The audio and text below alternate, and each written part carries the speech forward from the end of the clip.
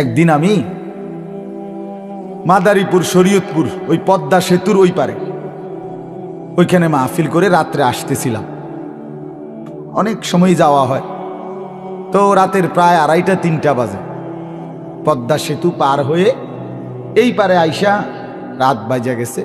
তো আমার ড্রাইভার থামছে একটা স্টল, চা দোকান, 5-6টা চা দোকান এখানে রাস্তার পাশে, এখানে দাঁড়াইছে চা খাইব হইতে। ড্রাইভার মাঝখানে মাঝখানে কি খায়? চা খায়। রাত্রে যেহেতু গাড়ি চালায় দূর পাল্লায়, তো আমি থামছি। আরে ওই জায়গাটার মধ্যে এই রাতের 3টা বাজে আপনার চা দোকানগুলোর পাশে একটা খোলা জায়গা আছে, ওই ড্রেজার দিয়া মাটি ভরাট করছে আর কি, বিশাল এরিয়া। এখানে দেখলাম প্রায় ওই সময় রাতের 2টা-2:30 বাজে, কমপক্ষ 200 মোটরসাইকেল এখানে। প্রতিটার মধ্যে একটা একটা যুবক ছেলে আছে, আর অধিকাংশটার মধ্যেই একটা একটা মেয়ে আছে।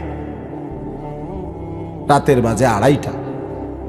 তো আমার বলার উদ্দেশ্য যে কথাটা, আমি গ্লাস নামাইয়া ওই আমারে চা দিছে যে চা খাইছি গাড়িত বইয়ে বইয়ে। এই টাইমে আমি আপনার শুনতেছি মানে এই ছেলেগুলো, এই যে মেয়ে আছে ছেলে আছে, কথাবার্তা বলতেছে, চিৎকার চেঁচামেচি, অথচ রাত অনেক। কথা যে কইতেছে এরা, মানে আমি শুধু এমনি শুনছি আর কি কয় ছেলে, মানে এত বিশ্রী, এত নোংরা কথা। কোনো মানুষের বাচ্চা তো পরের কথা, কুত্তা ছাও এমন কথা কইতে। কোন কুত্তা এত নিকৃষ্ট কথা বলতে পারে, এত হিংস্র, অথচ এরা মানুষের বাচ্চা, এদের মা কে বাবা কে। আমি আফসোস লাগে, আহারে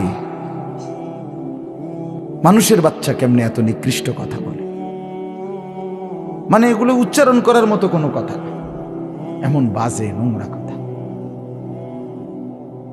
আপনারা জানেন না মুরব্বীরা, আপনাদের মহল্লার এই সমবয়সী ছেলেগুলো কি কয় কি করে, আপনারা পাগল হয়ে যাবেন।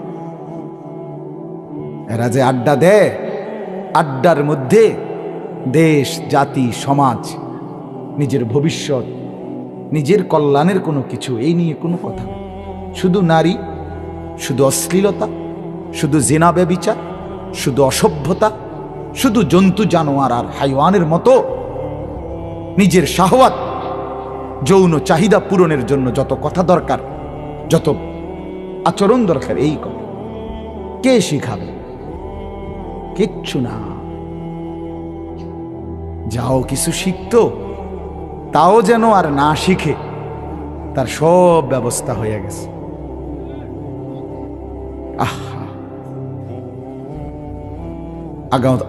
অনাগত প্রজন্ম, সামনের জেনারেশন এই রং তামাশা, হাসি ঠাট্টা, মোবাইল, ব্যাঙ্গের নাচ, কাউয়ার নাচ, এরপরে দিয়া খেলাধুলা, খানা খাদ্য, এই মানে কি শিখাবে, কি করবে আগামী প্রজন্ম?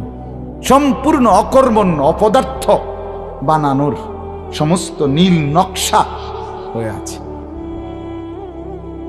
শুধু অল্প কিছু সচেতন অভিভাবক, বিবেকবান কিছু অভিভাবক যদি প্রতিবাদ না করত, তাইলে আমার এই 1,00,000 কোটি মুসলিম প্রজন্ম, 12 বছর, 14 বছর, 15 বছর, 16 বছর, এদের জীবনটা রং তামাশা আর ফুর্তি আর মোবাইল, ফেসবুক, ইউটিউব আর বিভিন্ন রকমের এই অ্যাপস দিয়ে একেবারে সম্পূর্ণ খামখেয়ালি একটি জাতি বানানোর ষড়যন্ত্রমূলক সব পরিকল্পনা এদেশে বাস্তবায়ন হয়ে আছে, শুধু প্রতিবাদের কারণে পুরোপুরি বাস্তবায়ন করতে পারছে না।